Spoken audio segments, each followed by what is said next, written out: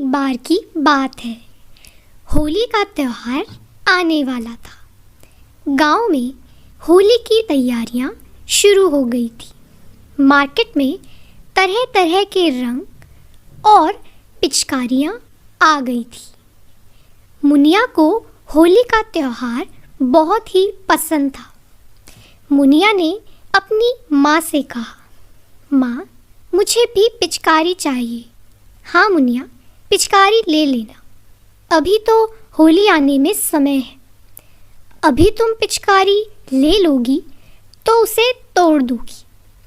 माँ, फिर आप कब दिलाओगी मुझे पिचकारी? मेरे सारे दोस्तों ने पिचकारियाँ खरीद ली हैं। मुनिया की माँ लोगों के घरों में काम करती थी और वही एक ज़रिया था जिससे वो मुनिया को पालती थी और अपना और अपनी बेटी का पेट भर पाती थी। इसीलिए वे बार बार मुनिया को पिचकारी नहीं दिला सकती थी। उसकी माँ मुनिया को समझाती है कि वो होली के एक दिन पहले पिचकारी खरीदेंगे। मुनिया भी अपनी माँ की बात मान लेती है। अब वो दिन भी आ जाता है जब मुनिया और उसकी माँ दोनों बाजार पिचकारी खरीदने जाते हैं। मुनिया को वहाँ एक बहुत महंगी पिचकारी पसंद आती है, लेकिन पैसे कम होने के कारण उसे सस्ती वाली पिचकारी से काम चलाना पड़ता है। अब मुनिया अपने दोस्तों के साथ होली खेलने की सारी तैयारी कर लेती है। इतने में उसे घर के बाहर अपना दोस्त मिंटू दिखाई देता है। उसके हाथ में दोनों एक जैसी पिचकारी होती है। मुनिया उससे पूछती है, अरे मिंटू, दोनों एक जैसी पिचकारी का तुम क्या करोगे? तुमने एक जैसी पिचकारी क्यों ली है? अरे बुद्धू, मैं ये पिचकारी तुम्हारे लिए लाया हूँ। अब हम दोनों कल एक जैसी पिचकारी से होली खेलेंगे। मुनिया बहुत खुश हो जाती है।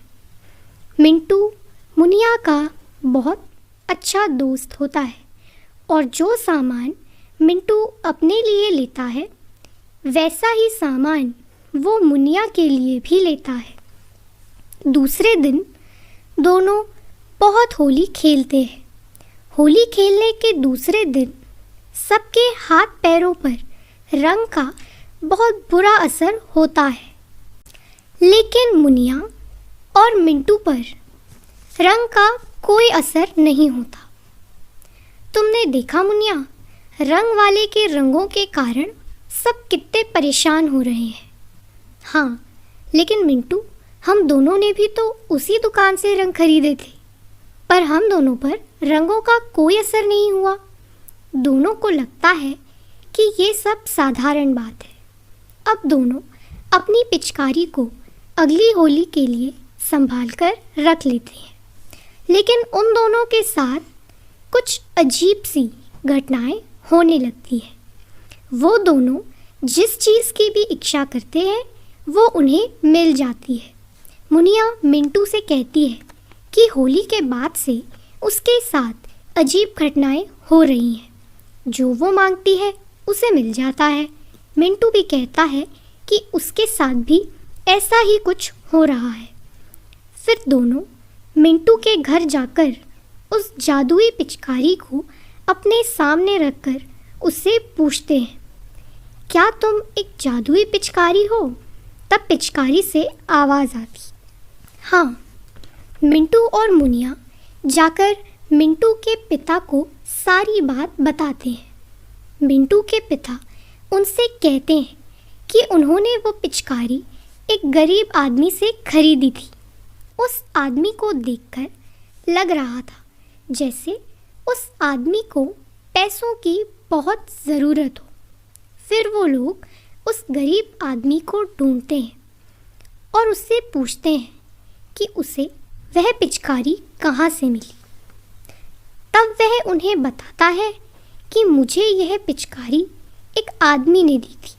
उसने मुझे कहा कि इन्हें बेचो और कुछ पैसे कमाओ। मिंटू और मुनिया उस पिचकारी का खास ख्याल रखने लगे।